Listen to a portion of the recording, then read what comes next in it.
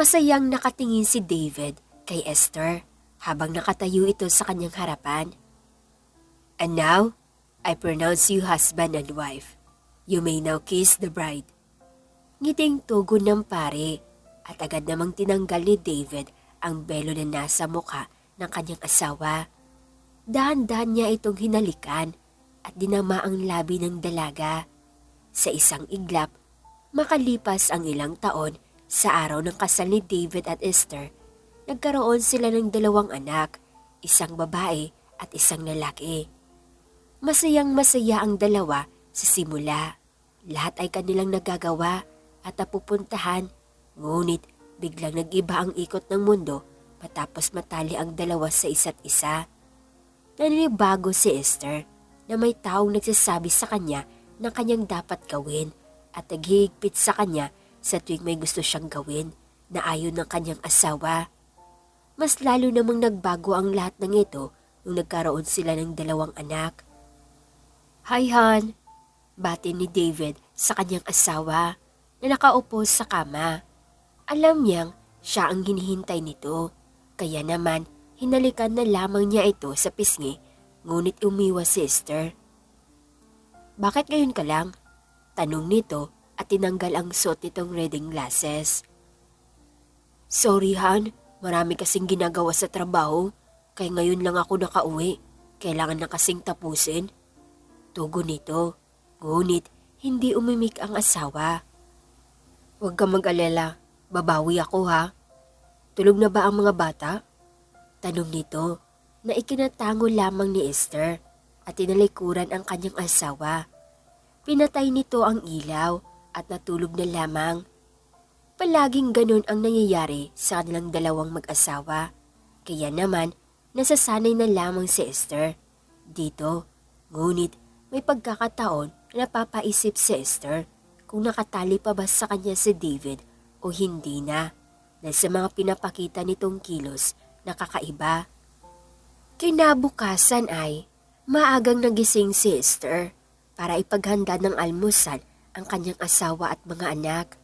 Habang papalabas ito ng pinto, nahagip ng kanyang mga mata ang cellphone ng kanyang asawa na tila ay may 3 missed calls na ikinapagtaka niya. Hindi niya na lamang iyon pinansin at inisip na lamang na katrabaho iyon ni David. "Gising ka na pala," bungad nito kay David. Nakakalabas pa lamang ng kwarto habang siya ay kakatapos pa lang din magluto. "Mukhang magandang umaga natin ngayon na," ngiting bati nito sa asawa na ikinangiti na lang din ni Esther. "Kumain ka na para maaga kang makapasok sa trabaho mo," tugon nito, ngunit niyakap siya nito mula sa likod at hinalikan sa pisngi. "Bakit naman parang gusto mo kong umalis ka agad sa bahay?" ngiting tanong nito sa asawa. "Hindi naman sa gusto, pero yun naman kasi ang palagi mong ginagawa eh. Halos kulang na nga lang dalhin mo nga mga gamit mo sa opisina mo eh." Pagpaparinig ni Esther, baka sakaling makaisip itong bumawi sa kanila ng kanyang mga anak dahil puro na lamang ito trabaho. "Ay, mukhang nagtatampo ang asawa ko ha." Pangaasar pa nito at humarap sa asawa. "Sino ba naman kasing hindi magtatampo sa'yo? Palagi ka na lang nasa trabaho. Wala nga tayong bonding ng mga anak mo kahit minsan lang kasi lagi kang busy." Tugon nito. "Huwag kang mag-alala, babawi ako. Pangako ko yan." Ngiting sabi nito at niyakap ang asawa. Hahalikan niya sana ito, ngunit muli na naman itong umiwas sa kanya. Mahirap para kay Esther na paniwalaan ng mga sinasabi sa kanya ng asawa. Ngunit nais niyang magtiwala ulit dito dahil asawa niya ito at para rin sa ikakabubuti ng kanilang pamilya. "Himala nga, nakakain ka ng luto kong almusal ngayon. Nito mga nagdaan, ni Tikim, hindi mo magawa?" Sabi na lamang nito at ibinaling na ang tingin sa paglagay ng plato sa bawat upuan. Na mga panahon na iyon, medyo maayos pa ang lahat. Nakakaya pang dalhin ni Esther ang kanyang damdamin. Ngunit isang araw, biglang nag-iba ang lahat. Hindi na ito umuuwi sa tamang oras. tulad ng dati na mas lalo pang lumala. Uuwi itong galit at aburido sa kanya at ayaw makipaghalubilo sa kanilang mga anak. Nararamdaman ng dalaga na parang kakaiba na ang lahat, na tila parang may mali at hindi magandang nangyayari sa kanilang pamilya. Paano mo naman yan nasasabi, Bes? Busy siya sa work, tapos nakukuha niya pang makipaglandian sa ibang babae? Samantalang sa iyo ng anak niyo, hindi niya mabigyan ng kahit kaunting oras?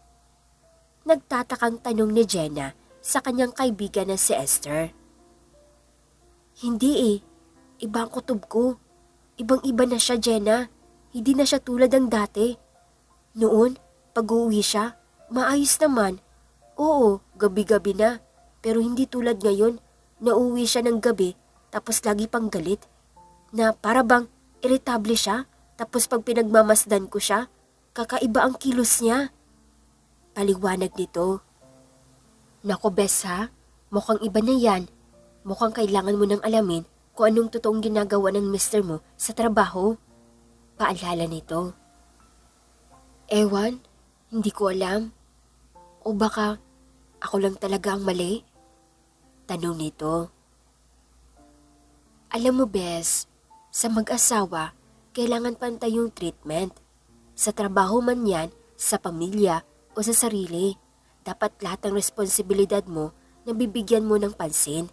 Dahil kung isa dun ang mabaliwala mo, talagang magkakaroon ng problema. Minsan, kailangan din nating tanungin ang mga sarili natin kung may pagkukulang ba tayo sa mga asawa natin o wala. Kasi minsan, meron tayong pagkukulang pero hindi lang natin makita kasi nakafocus tayo sa kanila sa anak natin. Pero sa sarili natin, hindi natin nakikita yung mga bagay na yun pala ang dahilan kung bakit kayo nagkakalabuan. Advice naman ni Jenna. Ano bang pagkukulang ko bilang asawa at bilang ina? Ginawa ko naman ang lahat para sa kanila ha. Hindi na nga ako nagrereklamo sa ganitong sitwasyon mula nang pinasok namin tong relasyon namin. Dahil sa simula pa lang, ginusto ko rin naman to Kaya lahat ng ginawa ko para sa kanila, tapos ganito lang yung mangyayari? Hindi ko alam kung siya pa ba ang asawa ko na pinakasalan ko, Jenna. Tugon naman nito. Nagpipigil lamang ng luha si Esther. Ngunit nais na kumawalan ng kanyang mga luha na kanina pa ay nag-iipon-ipon sa gilid ng kanyang mga mata. Tignan mo, huwag mong hayaang masira ang relasyon nang hindi nyo alam ang side ng isa't isa. Kasi mas lalong magulo kapag ganun. Kaya yung mga kuro-kuro mo sa kanya, mas mabuting alamin mo muna ng maayos para walang kalabuan na mangyayari sa inyo at mag-usap kayo. Sabihin mo ang side mo sa kanya. Payo ng kanyang kaibigan. Napangitiin lamang si Esther sa mga sinabi nito. Matagal na kaibigan ni Esther sa Jenna. Halos kilalang kilala nila ang isa't isa at magkasama na din silang lumaki sa isang lugar. Kaya naman, sa lahat ng pagsubok ng kanilang pinagdadaanan ay silang dalawa lang din ang nagtutulungan. Kinagabihan, pabalik-balik sa paglalakad si Esther sa kusina. Hinihintay ang kanyang asawa para sana ay makapag-usap sila at may pagluto niya ito ng makakain. Ngunit pagtingin niya sa orasan ay pasado na 12:00. Tulog na rin ang kanilang mga anak. Ngunit hindi pa ito umuwi. Kaya naman, pumunta na ito sa kanilang kwarto at doon na lamang hinintay ang asawa. Pagsapit ang 3:00 ng umaga ay dumating na si David. Nakita nitong natutulog na ang kanyang asawa, kaya dahan-dahan itong lumapit kay Esther at hinalikan sa pisngi, dahilan para magising ito. Nandito ka na pala. Kakain ka ba? Ipagluluto kita ng pagkain. Agad na sabi ng dalaga at tumayo. Kahit wala itong maayos na tulog ay handa niyang pagsilbihan ang kanyang asawa. Ganun niya ito kamahal. Huwag na Han, busog pa naman ako. Matutulog na lang ako. Saad pa ni David at nagubad ng kanyang damit at natulog na sa kama.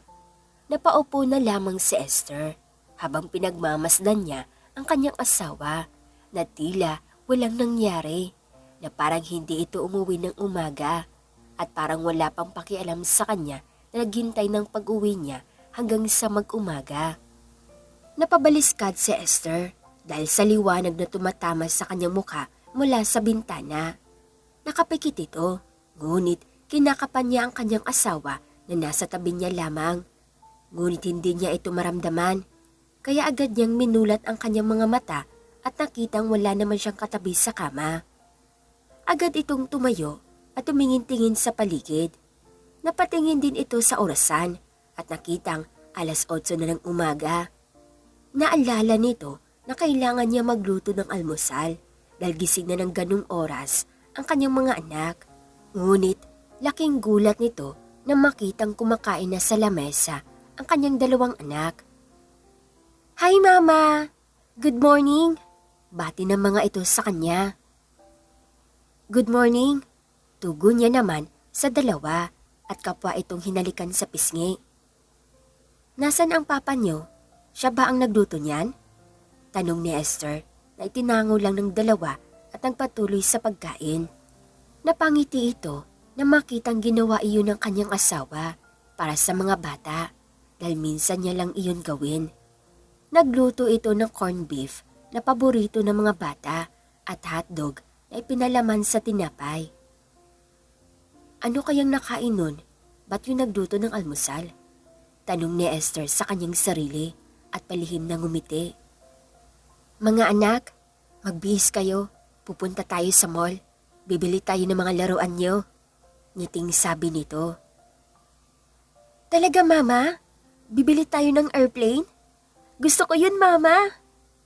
Masayang sabi ni Gino na panganay na anak ni Esther at 7 taong gulang na. "Ako rin Mama! Gusto ko yung kotse-kotsehan ha!" Dagdag pa ni Lian na bunsong anak nito at 4 na taong gulang na. "Oo anak, lahat ng gusto nyo, bibilhin natin." Tugon ni Esther.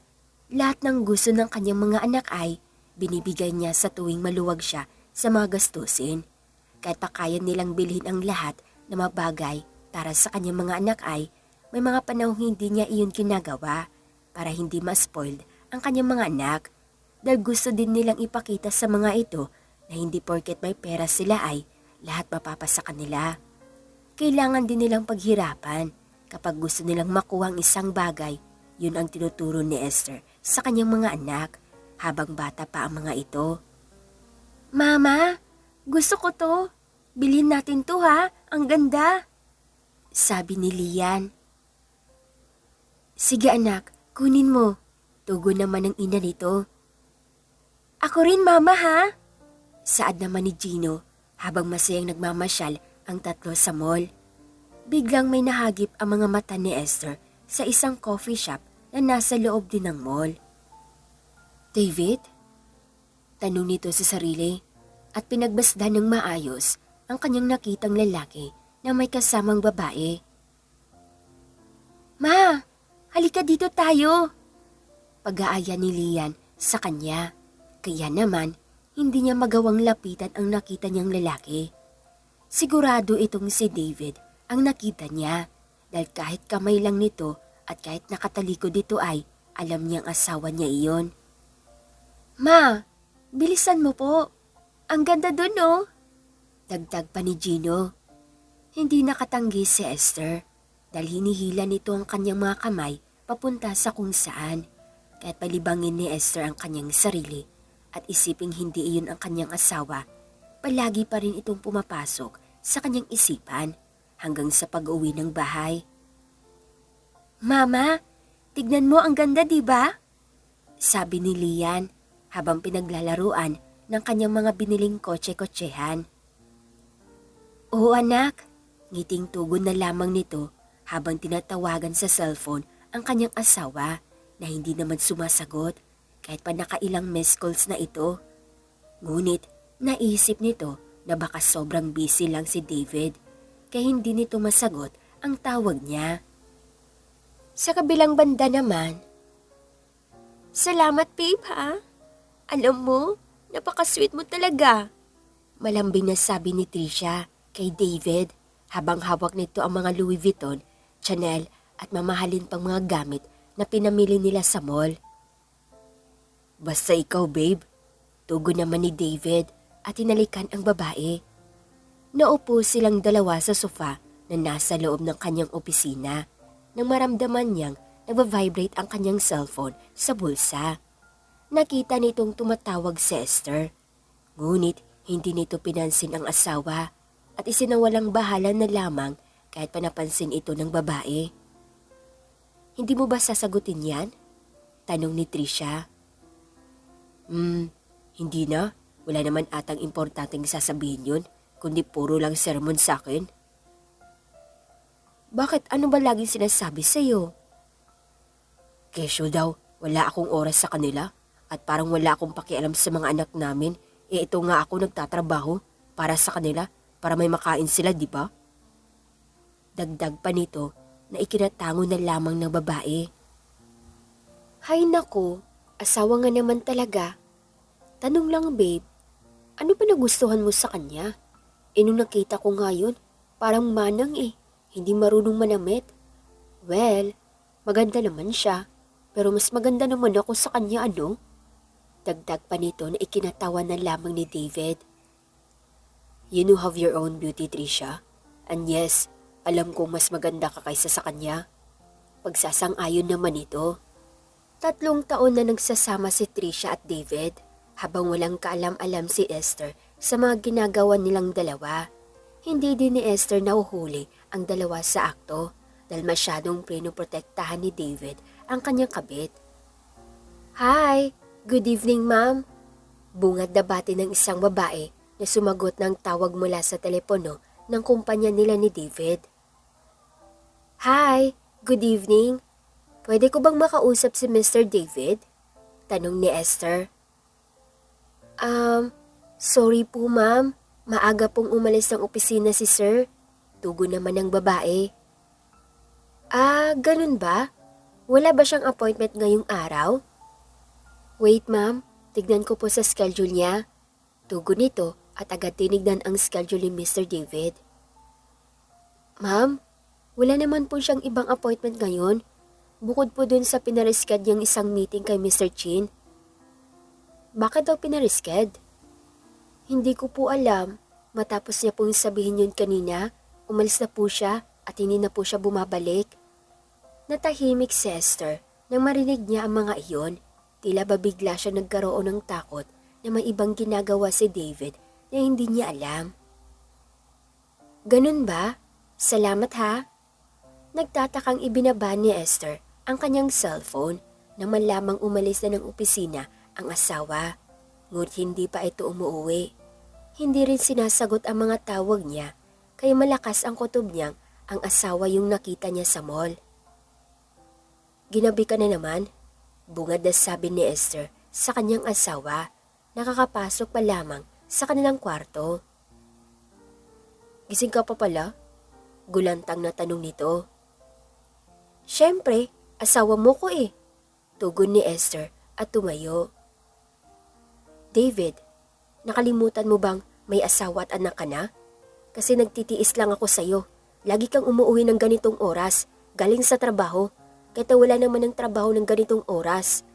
O baka ibang trabaho ang pinapasukan mo pagsapit ng 8:00 ng gabi? Tanong nito. Ano? Saan mo ba nakukuha yan, Esther? Siyempre, galing ako sa trabaho. Pwede ba? Pagod ako. Huwag mo kong umpisahan ha? Agad na tinalikuran si Esther at nagubad ng kanyang damit para matulog.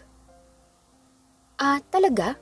Kung sa opisina ka nga galing, bakit ang sabi ng sekretary mo, umalis ka kaagad ng opisina, tapos 2:00 ng umaga ang uwi mo? Anong traffic ba? Nasiraan ng sasakyan? Anong rason mo ngayon sa akin, David? Inis na sabi nito. Alam mo, napapraning ka na sa kakaisip mo na may babae ako. Sad ni David na ikinataas ng kilay ng asawa. Ikaw na nagsabi niyan, David. Wala akong sinasabing ganyan. Ikaw mismo ang nag-isip niyan. Hindi nakaimik ang asawa nito at tanging titig lang ang naitugo nito kay Esther. Bakas sa kanyang mga mata ang pagsisinungaling at tila hindi ito mapakali. Kinabukasan. Bes, salamat at dumating ka ha. Huwag ka mag-alala, pinagluto ko na sila ng makakain at nakaready na rin yung mga damit nila pagpapaliguan mo sila. Sabi ni Esther nang papagbuksan niya ng pinto sa Jenna. Ibinili nito ang kanyang mga anak sa kaibigan dahil may gusto itong malaman kay David. Kaya pupuntahan niya iyon sa kanyang opisina nang hindi nito alam.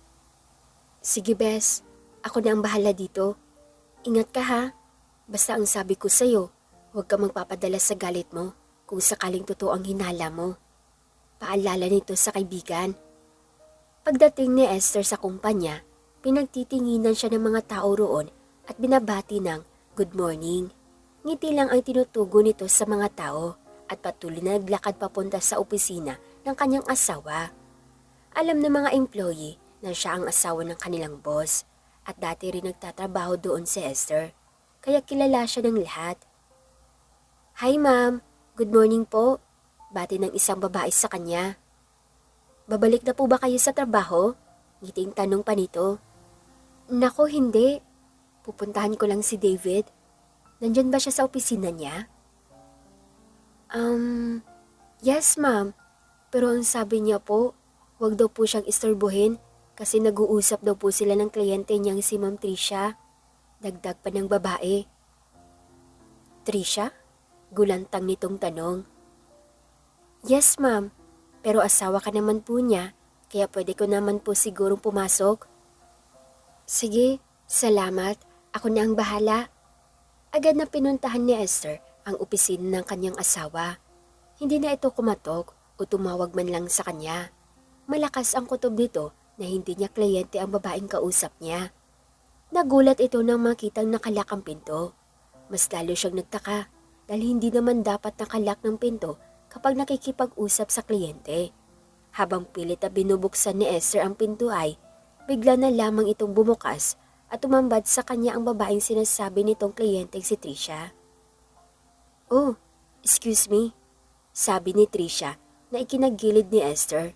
Ngunit hindi niya maalis ang kanyang tingin sa mukha ng babae, pababa sa kanyang paa. Magara ito manamit, tila ba isang modelo sa kung saang sikat na branch ang kumpanya at napakagandang maputing makinis ang balat at makintab na buhok. Napatingin si Esther sa kanyang sarili na wala man lang maitatabla sa babaeng iyon. Han, bakit nandito ka? Gulantang na tanong ni David at pinapasok si Esther. Ngunit tila naiwan ang tingin nito mula sa labas ng pinto habang nandun naman nakatayo si Tricia na nakatingin din kay David. Bakit parang gulat na gulat ka na nandito ako? Mapang-usisang tanong nito sa asawa at naupo sa sofa. Iniwan mo ang mga bata sa bahay? Para lang puntahan ako ganun? Ganun na nga. Huwag kang mag-alala. Aalis naman ako kaagad. Tinitignan ko lang kung maayos ka at kumakain ka sa tamang oras. Ngiting tugon nito at tumayo na. Huwag mong pababayaan ang sarili mo, David. At siguraduhin mo lang na hindi ka nagsisinungaling sa akin sa tuwing uuwi ka ng madaling araw dahil pag nalaman ko may tinatago ka sa akin, hindi mo na makikita ang kahit anino ng mga anak mo. Pagbabanta nito at agad nang umalis. Nakahinga naman ng malalim si David na makalabas na ng pinto ang kanyang asawa. Muntik na ko dun ah. Habang papasok ng sasakyan si Esther, nakita nito si Tricia na nasa parking lot din at papaalis na. Agad itong pumasok sa loob at pinagbasdan ang babae. Maya-maya pa ay may dumating na isang lalaki na kahudi at niyakap ito at hinalikan. Nakampante si Esther na mali ang kanyang hinala dito. Ngunit biglang nanumbalik ang kanyang inis nang makita ang mukha ng lalaking nakahudi papasok ng sasakyan. David? Sambit nito sa pangalan ng kanyang asawa. Hayop ka? Manluloko? Agad na pinaandar ni Esther ang makina ng sasakyan at hinabol ang dalawa ng hindi nagpapahalata. Nagtataka itong nagmamaneho dahil hindi naman niya alam ang daan ng kanilang dinadaanan at hindi siya familiar sa lugar na iyon. Saan kaya kayo papunta? Tanong nito sa hangin nang biglang tumunog ang kanyang cellphone dahil tumawag si Jenna. Bes, sorry ha, pero hinahanap ka na ng mga anak mo. Umiiyak si Lian. Kahit anong patahan ko ay ayaw tumahan. Hinahanap ka. Baka sa boses ni Jenna ang pag-alala. Kaya naman, agad nagdalawang isip si Esther kung susundan pa ba niya ang dalawa o uuwi siya para sa kanyang mga anak. Seryoso? Nakita mo talaga? Sarap mo pa talaga sila naglandian? Inis na tanong ni Jenna kay Esther na halos maiyak na sa kakakwento kung ano ang nakita niya kanina. Hindi ko alam kung paano nagagawa sa akin to ni David. Alam mo, namumuro na talaga yan si David eh. Kung alam lang ng mami mo at daddy mo ang ginagawa sa'yo ni David, sigurado ako ngayon mismo papuputahin kayo nun sa London. Sabi ni Jenna, sabay higop ng kape na nasa lamesa. Pero, masisira ang pamilya namin, Jenna. Paano yung mga anak ko? Mawawalan sila ng ama. Nangingilid na ang mga luha nito at tiyakap ang kaibigan. Ayoko mangyari yun, Jenna. Ayoko. Ayoko. Paulit-ulit itong sabi. Ramdam ng kaibigan ang pagmamahal nito kay David at sa mga anak nila dahil mas iniisip pa nito ang kinabukasan ng kanyang mga anak kaysa sa kanyang nararamdaman na nasa loob ng maraming taon alam na niyang nambababae ang kanyang asawa at masakit iyon para sa kanya.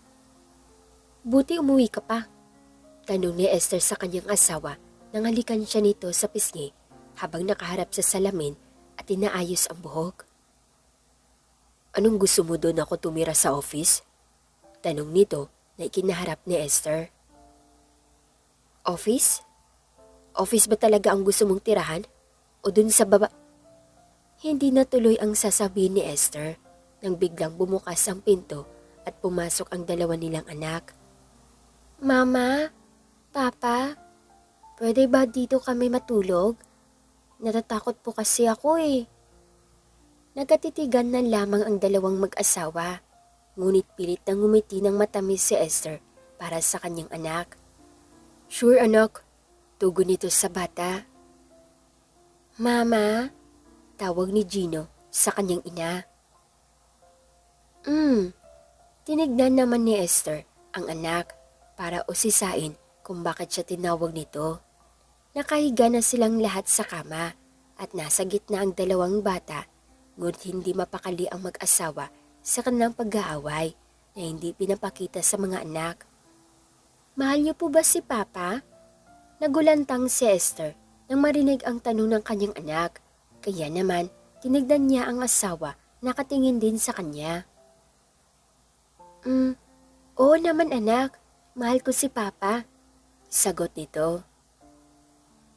Ikaw po Papa, mahal mo po ba si Mama? Nabaling naman ang tingin sa kanyang ama. Mahal ko ang mama niyo. Matagal ito bago sumagot, pero kalaunan ay ngumiti din ito ng pilit. Mahal niyo po ang isa't isa? Ako din po, mahal ko din po kayo Mama, Papa. Tugon ng bata at niyakap ang kanyang ina at ama. Hindi maitatanggi ni Esther na gustong-gusto niya rin ang ganong klase ng pamilya, ang walang ilangan sa kanilang dalawang mag-asawa. Ang buo silang pamilya at walang problema. Pero paano na iyon magagawa kung asawa niya naman mismo ang sumira? Han, aalis na ako.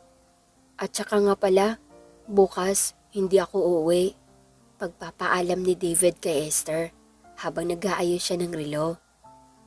Ha? Bakit hindi ka uuwi? Tanong naman nito. May importanteng meeting akong pupuntahan sa Makati. I think 2 or 3 days kami nandun. Yung mga gamit ko, ipapakuha ko na lang kay Manong para diretso na ang pag-alis ko mamaya. Tugon ni David. Bakit ang tagal? Meeting ba yan o bakasyon? Tanong naman ni Esther.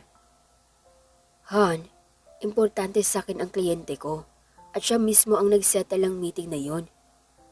Ikaw, kung ano-anong iniisip mo, Malilate na ako. Agad na itong umalis sa bahay nila at hindi na lumingon-lingon pa sa kanya. Agad na kinuha ni Esther ang kanyang cellphone at tumawag kay Jenna. Sigurado ka bang dito pupunta si David? Tanong ni Jenna habang kinakabahan ito sa pagmamaneho dahil pupuntahan nila ang address na binigay ng babaeng hinihilaan nilang babae ni David. Oo, sigurado ako. Ito yung address na binigay ng babae kay David kagabi.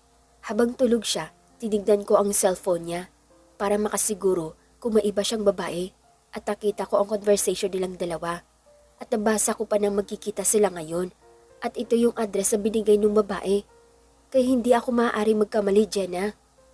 Tugon naman nito na hindi mapakali sa passenger seat. Saan ba dito? Ang lawak ng lugar. Mukhang mahirap silang hanapin. Sabi ni Jenna na makarating sila mismong lugar.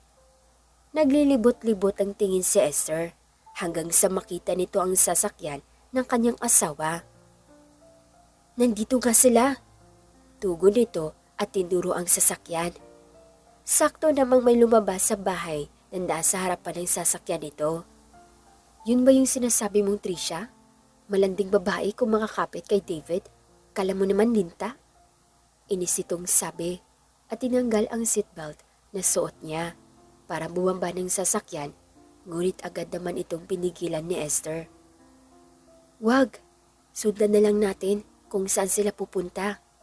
Saad naman ni Esther. Sinundan nila ito hanggang sa makapunta ito sa isang hotel. Wow ha, ganitong oras mag-hotel? Ang tirik kaya ng araw, tas magpapainit pa sila? Inis na tanong ni Jenna. Hoy, sandali, saan ka pupunta? Tanong ulit ito nang makitang lumabas ang sasakyan si Esther. Nakasombrero ito para hindi sila mahalata at makilala kung sakaling makita sila ng dalawa. Anong gagawin mo? Susugudin mo ba? Tanong ni Jenna. Ano pa nga ba? Hindi ako papayag na maging masaya sila. Ipapahiya ko yung babaeng yan. Sip-sip pa sa linta kung makadikit sa asawa ko. Tugon nito at naunang nang maglakad. Wala namang magawa si Jenna kundi hayaan na lamang ang kanyang kaibigan dahil kung siya ang nasa sitwasyon niyon, din ang gagawin niya. Hi miss, pwede ba ako makabook ng room? Para matanggal ang katikot sa katawan? Pagdidiin ng salita ni Esther, kasabay ng pagtingin nito sa katabi niyang babae na si Trisha, na tila ay umiiwas ang tingin sa kanya. Kaya naman, naghanap ng paraan si Esther para mabaling ang tingin nito sa kanya. Ay sorry, akala ko poste eh. Peste pala. Dagdag pa ng pang-aasar nito kay Trisha na ikinainisan ng babae. Ano bang problema? Hindi natuloy ang sasabihin nito nang makilala niya ang kaharap niya habang tinitigan nila ang isa't isa. Babe, okay ka? Nagulat si David na makita ang kanyang asawa na kaharap si Trisha sa harap din ng counter. Anong ginagawa mo dito? Wow, ako ba dapat ang tanungin kung anong ginagawa ko dito? Tanungin mo kaya sarili mo. Anong ginagawa mo dito? Nag-check-in kayong dalawa? Sino to? Kabit mo? Tuloy-tuloy na salita ni Esther. At ang kapal talaga ng pagmumukha mo, David, ano? Dito pa talaga kayo magpaparaos ng mga kalandian nyo? Dagdag pa nito na nakakuha ng atensyon ng maraming tao na naroon sa hotel. Hinawakan nito agad ni David at hinila palabas, ngunit nagpipigil si Esther dito. Bakit mo ko pinapaalis? Ay, oo nga pala. Naiistorbo ko ang bakasyon yun ng kabit mo. Siguro, hindi talaga meeting ang pupuntahan mo sa Makati, ano? Kundi kakamutin mo ang makating katawan ng babae mo na parang linta kong sumipsip sa'yo. Sabi pa nito. Tumigil ka na. Ang daming nakatingin sa atin. Anong pakialam ko sa kanila? Ikaw ang mahiya. Talagang harap-harapan pa yung pangluloko mo sa akin. Sa amin ng mga anak mo. Hindi ka nahiya sa sarili mo, David? Hindi pa natigilan si Esther. Binaling niya pa ang kanyang tingin kay Trisha. At ikaw babae ka? Hindi ka ba nakukonsensya Sa ginagawa mo na ang kinakalantari mo, may asawa at anak na? Tapos kung makakapit ka, daing mo pa ang linta? Agad nitong hinawakan ang buhok ni Trisha at sinabunutan. Dali-dali namang inawat ito ni David at ni Jenna. Tama na Esther, mag-usap tayo sa bahay. Saad ni David. Talagang mag-uusap tayo David? Hindi ko na to papalampasin. Tandaan mo yan. At isa pa, kahit hindi mo ako paalisin, aalis talaga ako dito. Alam mo kung bakit? Naiirita ako sa pagmumukha niyong dalawa. Nakakakilabot. Huling sinabi nito bago tuluyang umalis. At nang nasa mansyon na sila ay, Jenna, huwag mong papalabasin ng kwarto ang mga bata. Agad namang sinunod ni Jenna ang sinabi ng kaibigan nito. Tinakpan niya ng headphones ang mga tenga ng bata habang nagpatugtog ito. Ano to? Tanong ni David kay Esther na nakaupo sa sofa at may hawak na wine. Mga damit mo, malamang. Sabi nito sabay tayo at nilapag ang wine. Ano ba naman to Esther? Pinapalayas mo ba ako? Di ba sabi mo, may meeting ka sa Makati? Go! Mag-ingat ka ha! Tapos wag ka nang babalik dahil kapag bumalik ka, wala ka nang makikita sa mga anak mo. Tugon nito. Ha naman, wag naman ganito oh. Mag-usap tayo ng maayos. Pagkukumbinsi pa nito. Ayoko na David. Tama na tong kabaliwan ng ginagawa natin.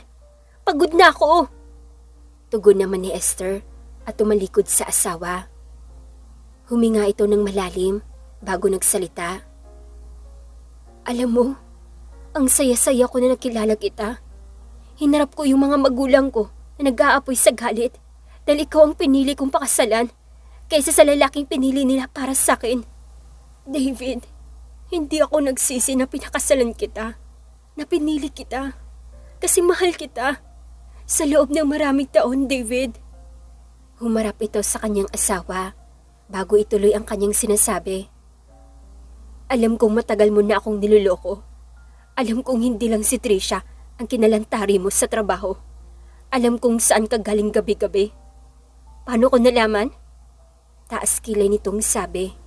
Nakita ko kayo sa kotse, naghahalikan, sa daan David. At kahit sa opisina, ginagawa niyo lahat ng kababuyan niyo. Pero pag uuwi ka ng bahay, ang hirap magpanggap na hindi ko alam ang lahat ng katarantaduhang ginagawa mo. Kapag tinatanong kita, nagsisinungaling ka. Alam ko yun, dahil nakikita ko. Kaya huwag mo nang lusutan, to David. Pagod na ako nang magpanggap na ayos lang ako, na masaya ako. Magpanggap na masaya at hindi ko alam ang lahat ng kasinungalingan mo. Pigil man ni Esther ang kanyang mga luha ay hindi nito magawa. Tuluyang bumuhos ang mga likidong nanggagaling sa kanyang mga mata. Ilang beses kitang sinabihan. Binigyan kita ng pagkakataon. Pero sinayang mo yun, David. Dagdag pa nito. Sorry, Esther. Sorry. Paghingi nito ng tawad kay Esther. Sorry kung ganun ang ginawa ko. Esther, lalaki ako. May pangailangan din ako bilang asawa mo. Mula nung nagkaanak tayo, hindi ka na tulad ng dati. Tignan mo nga yung sarili mo. Hindi ko alam kung ikaw pa ba yung pinakasalan kong babae. Marunong ka namang mag-ayos. Pero bakit ngayon? Hindi nito tinuloy ang kanyang sasabihin at ibinaling ang tingin sa ibang direksyon. Ano? Bakit ngayon ano? Ituloy mo. Pagpupumilit nito. Wala. Pwede ba? Tama na. Itigilan natin to. Pagod na ako makipagtalo sa'yo. Palagi na lang ganito. Bakas sa boses ni David ang inis ng kanyang nararamdaman. Alam mo ang hirap maging ina. Lahat ng trabaho sa loob ng bahay, ako ang gumagawa. At pati pag-alaga sa mga anak mo, ako ang gumagawa. Kasi nasan ka? Nasa trabaho ka, mula umaga hanggang gabi. May nagbibigay ka bang oras para sa mga anak mo? Wala, di ba? Ako lang ang gumagawa ng lahat. Lahat ng pagod bilang ina, hindi mo yun naramdaman, David. Kaya ang bilis para sa'yo sabihin na naging ganito ako. Oo, Naging losyang ako dahil hindi ko na maugaga ang sarili ko para sa inyo ng anak mo. Hindi makaimik si David sa mga sinabi nito at tanging tingin lamang ang ibinigay nito kay Esther. Gigising ako ng maaga para maghanda ng pagkain niyo. Maglilinis ng bahay, maglalaba, magpapaligo sa dalawa nating anak, magbabantay sa kanilang buong araw, magtuturo sa kanila sa pag-aaral nila. David, ikaw ba? Ginawa mo kahit isang bagay man lang sa ginawa ko? Magluto ng almusal? Oo, pero once a month mo lang gawin kung gusto mo lang, kung nasa mood ka lang. At higit sa lahat, kapag alam mong may nagawa ka na namang kasalanan. Dagdag pa nito. At talagang ititigil na natin to, David. Yung mga damit mo, dalhin mo na yan at huwag ka nang babalik dito. Uwi na lang kami ng London at ni isa sa mga anak ko, wala kang kukunin. Huwag naman ganito, Esther. Huwag mo namang ilayo sa akin ang mga anak ko. Hindi mo lang yan, anak. Anak ko din yan. Anak nating dalawa. Kaya may karapatan ako sa mga bata. Tugon ni David. Yun ay kung sasama sila sa'yo. Sabi nito at tinalikuran ang asawa. Hindi mo to pwedeng gawin, Esther. Hindi ako papayag na ilayo mo sa akin ang mga anak ko. At hindi ako aalis sa bahay na to. Pahabol pang sabi ni David na ikinaharap ulit ni Esther. Umalis ka na, David. Umalis ka na hanggat kaya ko pang pigilan ang sarili ko. Kilala mo ko. Alam mo na nununtok ako pag nagagalit. Pero ayoko manakit ng hayop kasi. Hurting animals is a crime. Lalo na yung babae mo mukhang linta kung makadikit kung ayaw mong umalis. Kami ang aalis. Tugon nito bago tuluyang umalis. Sigurado ka na bang aalis na kayo tomorrow morning? Tanong ni Jenna kay Esther na makapasok na ito sa kwarto at agad na inasikaso ang mga damit nilang tatlo. Oo, hindi ko na kayang manatili dito sa bahay. Kasama siya. Pagod na ako sa lahat ng pagtitiis ko, Jenna. Alam mo naman yun, di ba? Tugon nito. Oo, Esther. Alam ko naman lahat ng pinagdadaanan mo. Kaya deserve mong makalaya at magpahinga sa mga panuloko niya sa'yo. You deserve someone better than him, Esther. Lalo na kung patuloy ka lang niyang lulukohin kasi kawawa ka at ang mga anak niyo. Hindi ba siya naaawa sa magiging kinabukasan niyo ng anak niyo? Tanong ni Jenna na napaupo na lamang si Esther sa gilid ng kama. So, ano na plano niyo pagdating niyo ng London? Paano na si David kapag sumunod dun? Jack, hindi yun papaawat. Pipigilan ka nun. Dagdag pa nito. Hindi ko alam. Sa totoo lang, hindi ko talaga alam ang gagawin ko. Mahal ko si David at ayoko siyang iwan. Pero kung hindi ko to gagawin, tulad ng sinabi mo, ako at ang mga anak ko ang makakawawa pagdating ng panahon. Kakayanin naming mabuhay nang hindi siya kasama. Kung talagang mahal niya kaming pamilya niya, pipiliin niya kami kaysa sa kabit niya. Pero mukhang hindi yun mangyayari. Tugon niya, niyakap naman ito ng kanyang kaibigan at hinimas-himas ang likuran. Sa kabilang banda naman, ngayon pa ba tayo susuko, babe? Kung kailan ang dami nating nagawa, ang dami nating naipundar. Diba ang sabi mo, iiwan mo na ang asawa mo at magsasama na tayo ng masaya at malaya na hindi tayo magtatago? Sabi ni Tricia kay David habang nakatalikod dito. Pero Tricia, tama si Esther. Nagkulang man siya sa mga pangailangan ko bilang lalaki. Hindi naman siya nagkulang bilang asawa at ina sa mga anak ko. Tugon nito. Anong ibig mong sabihin? Iiwan mo ko? Sasama ka sa asawa mo? Tanong ni Tricia. Sorry Tricia, mahal kita, pero mas mahal ko ang pamilya ko. Tugon ni David at kinuha ang susi ng kanyang sasakyan. David, saan ka pupunta? Agad niyang sinundan ang kanyang nobyo palabas ng opisina. Huwag mo kong sundan. Babawiin ko ang anak ko kay Esther.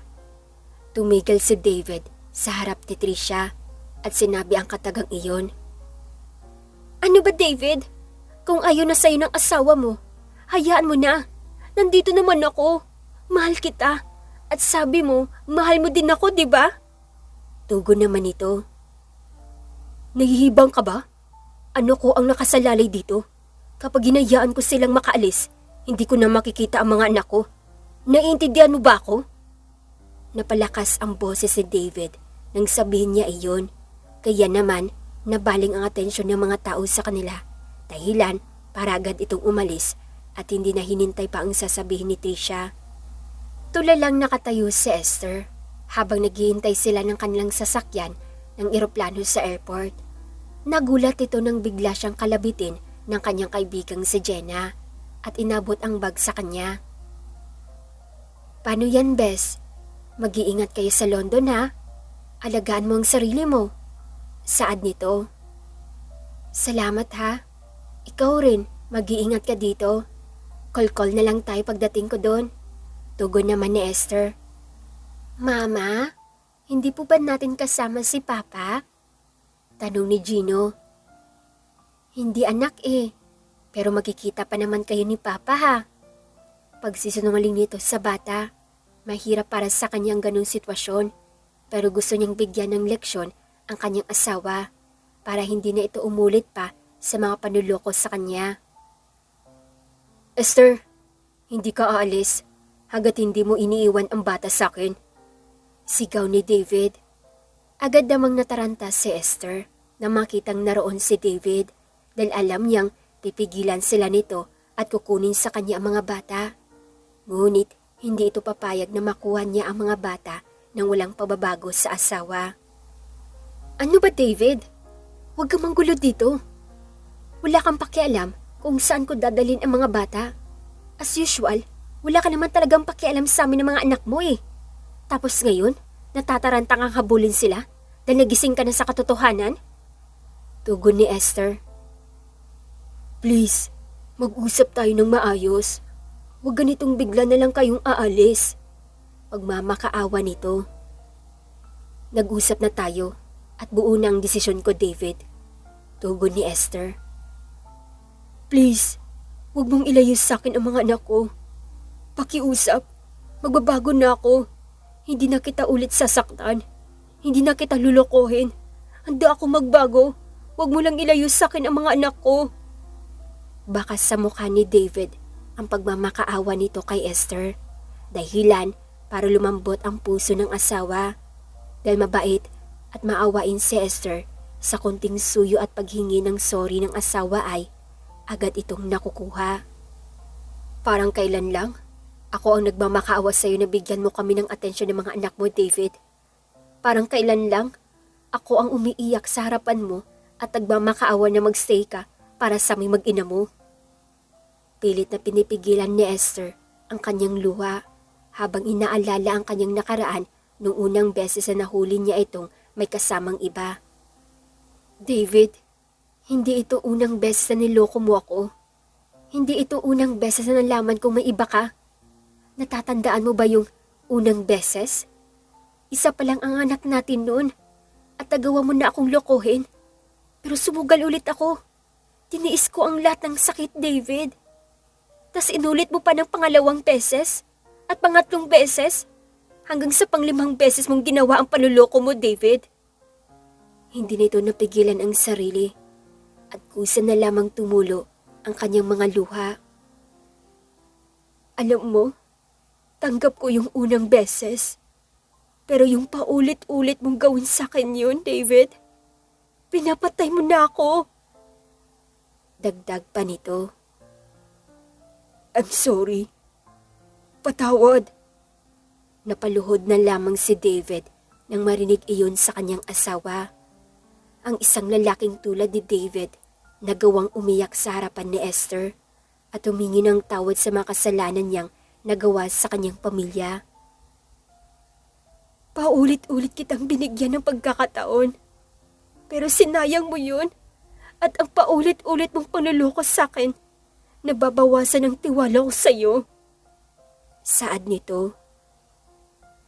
Nagkamali ako at handa akong magsisi doon, Esther. Patawarin mo lang ako. Umiiyak nitong sabi kay Esther. Tapos ano, pag nagkabalikan tayo, Uulitin mo ulit ang ginawa mo? Bibigyan kita ng panibagong pagkakataon? Tapos sasayangin mo ulit? Alam mo, David, mas lalo lang akong nawawala ng tiwala sa'yo. Tugon nito. David, tumayo ka na dyan! Biglang dumating si Tricia sa airport at pinatayo si David nang makita itong nakaluhod sa harap ni Esther. Wow! Ang kapal din talaga ng pagmumukha ng kabit mo, ano? Sumama pa talaga dito? Ano, kukunin niyo ang anak ko? Tapos magsasama kayo? Bubuo kayo ng masayang pamilya? Ganon? Sunod-sunod itong tanong kay David. Kabit nga naman. Sa bagay, kung sino pa ang kabit, siya pa ang matapang. Pero hoy, babae ako. Ang mas may karapatan sa asawa ko. Dahil kabit ka lang. Ako ang asawa. Dagdag pa nito. Asawa ka nga. Pero ako naman ang pinili niya, Esther. Alam mo ba kung bakit?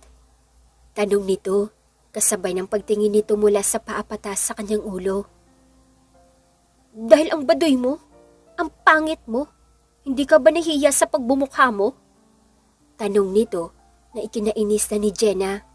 Susugod na sana ito nang pigilan ito ni Esther. Ako pangit? Kung ganun, bakit hindi ka ang pinakasalan ng asawa ko? Kung pangit ako, bakit kami nagkaroon ng 2 anak?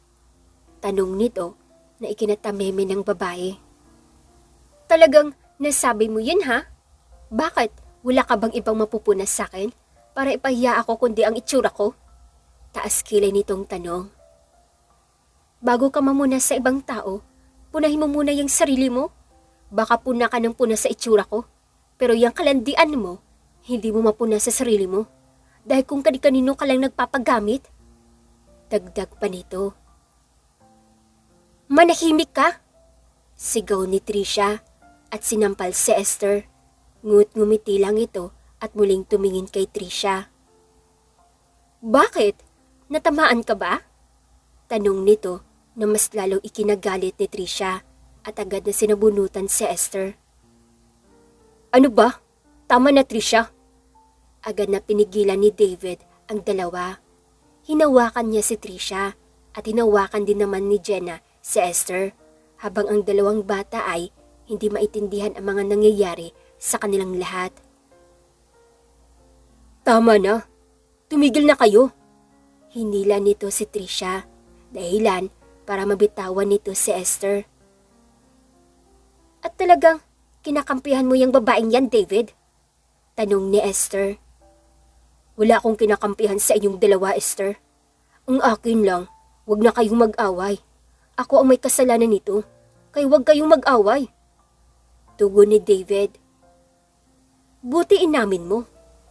Bes, may problema. Pagsingit ni Jenna sa mga ito habang bakas sa kanyang mukha ang kaba. Ang 2 bata, nawawala. Agad na pabalikwas ng tingin si Esther at hinanap ang kanyang mga anak. Ano? Saan naman sila nagpunta? Tanong nito. Hindi ko alam. Bigla na lang silang nawala sa paningin ko. Agad na silang naghanap sa mga bata. Ngunit hindi pa rin nakakalimutan ni Esther ang nangyayari sa kanila. Pag may nangyaring masama sa mga anak ko, hindi ko alam kung ano magagawa ko sa iyo, David. Tandaan mo yan. Huling sabi ni Esther at ibinaling ang atensyon sa paghahanap sa mga bata. Sasama ako, David. Saad ni Tricia. Tricia, pwede ba? Umuwi ka na. Mas lalo lang nagugulo ang pamilya ko.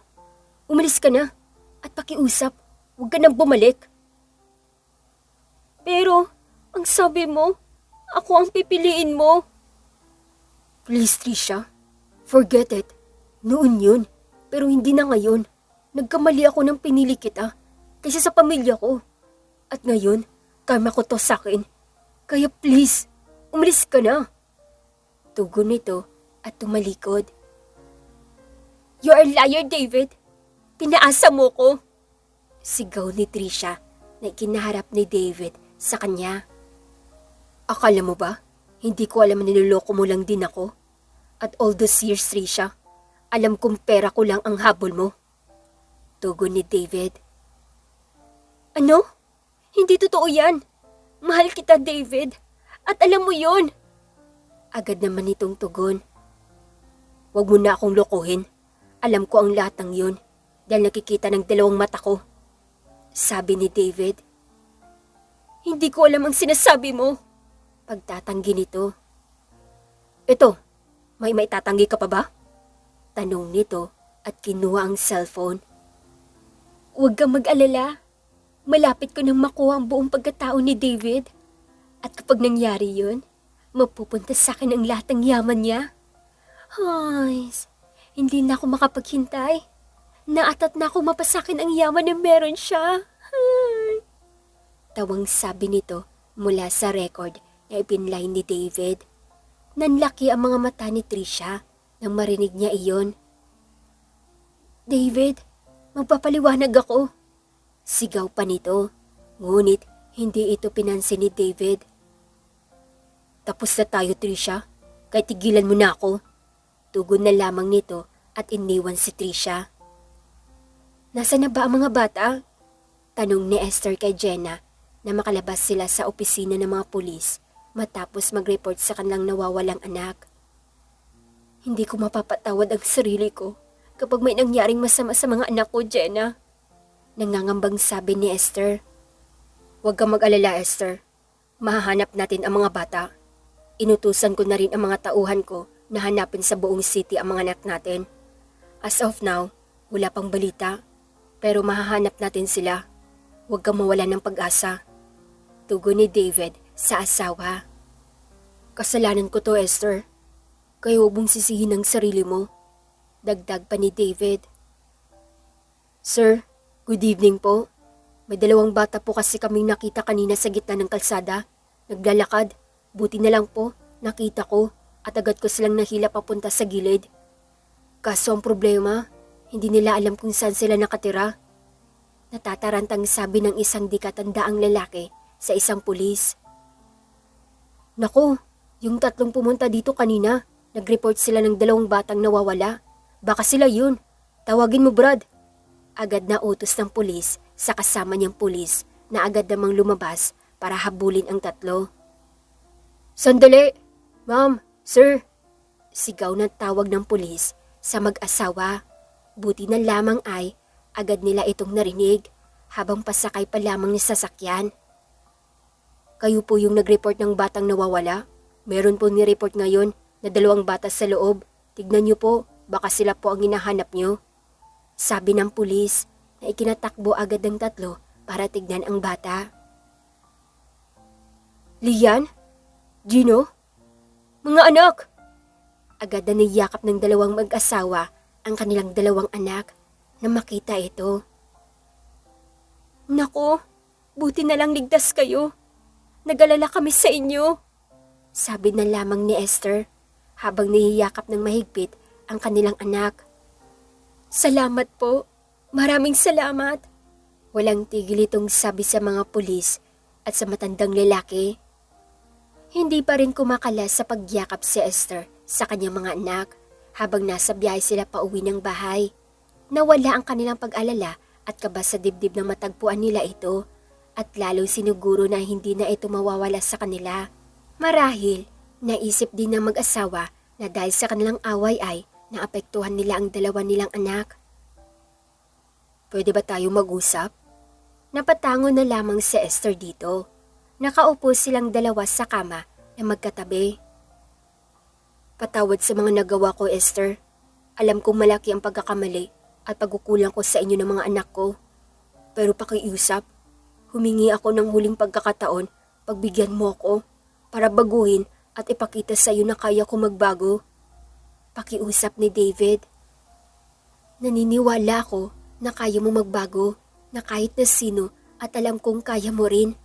Kaso lang, ang problema sa'yo, kung temptation lang ang dumikit sa'yo, kung makakagat ka agad, paano mo mapapatunayan ngayon na nagbago ka at hindi mo na uulitin ang mga ginawa mo? Tanong ni Esther. Magpakalayo-layo tayo, yung tayong buong pamilya lang. Magsimula tayo ulit at mapapatunayan ko na ang pagbabago ko. Tugon nito. Pakiusap, mahal na mahal ko kayo ng mga anak ko at hindi ko kayang mawala kayo. Alam kong naging tanga ako at kasalanan ko yun. Nagpadala ako sa kagustuhan ko lang. Hindi ko naisip na masasaktan ko ang buong pamilya ko. Pagbigyan mo ako ulit, Esther. Pakiusap. Pagmamakaawa ni David, ayaw ni Esther na masira ang pamilya niya dahil sa mga nagawang pagkakamali ni David. Alam nitong kaya magbago ng asawa at ayaw niya ring masira ang kinabukasan ng kanilang mga anak. Nagpasya ang mag-asawa na ayusin ulit ang kanilang pamilya at magbago buhay. Kalimutan ang kanilang mga nakaraan at magsimulang muli. Para sa kanilang mga anak, gagawin ni Esther ang lahat para sa ikakabubuti ng mga ito. At nangako naman si David na hindi na niya ito uulitin ang kanyang nagawa sa kanyang asawa. Nagpasya silang umuwi ng London at doon muna magpalamig habang pinapatunayan naman ni David ang kanyang seryosong pagbabago kay Esther at sa kanyang mga anak. Nagising si Esther dahil sa sinag ng araw na dumadapo sa kanyang mga mata. Kinapa nito ang kanyang asawa na kasatabi ng kama, ngunit hindi niya ito mahawakan, kaya agad siyang bumangon na makitang wala naman siyang kasama sa kwarto. Lumabas ito ng balcony at nakitang nasa hardin ang kanyang dalawang anak habang naglalaro. Lian, Gino, nasaan ang papa niyo? Nagtatakang tanong ni Esther. Ngunit ngumiti lamang ang dalawa niyang anak at tumingin sa likuran niya na ikinapagtaka niya. Good morning, bati sa kanya ni David na tila may tinatago sa kanyang likuran. Ano to? Tanong ni Esther na mapansin nito ang mga petals na nasa swimming pools at maraming bulaklak na nasa paligid. Wow! Tanging sambit na lamang niya. Han, gusto kong bumawi sa mga pagkukulang ko sa inyo, kaya hayaan mo akong gawin ang mga ito para makabawi. Tugon ni David at inabot ang bulaklak na nasa likuran niyang hawak. I love you. Napangiti si Esther nang marinig ito sa kanyang asawa. Sa wakas, muli niya narinig ang matamis nitong katagang na noon pa niya hinihintay. Napayakap ito sa asawa ng mahigpit. Mahal kita. Tugon nito at agad namang lumapit sa kanila ang dalawa nilang anak at yumakap din sa kanila. I love you, Mama at Papa, sabay na sabi ng dalawa nilang anak. Niyakap naman ito ng mag-asawa at sinabi din, I love you sa mga ito. Sa huling pagkakataon, ang pagiging martyr sa pag-ibig ay hindi tanda na mahina ka, kundi tanda ito na ikaw ay matatag dahil mas iniisip mo na isalba ang pamilya mo kaysa masira ito sa bawat pagkakamali ng isa sa inyong mag-asawa. Naging masaya ang buong pamilya, nanirahan sa London at nabuhay silang mapayapa. Hanggang dito na lang nagtatapos ang kanilang kwentong pag-ibig ni na Esther at David. Maraming salamat mga katwini sa pagsubaybay sa kanilang kwento. Sana'y marami kayong natutunan sa kanilang dalawa. Muli, maraming salamat mga katwini sa pagtangkilik ng mga videos ko.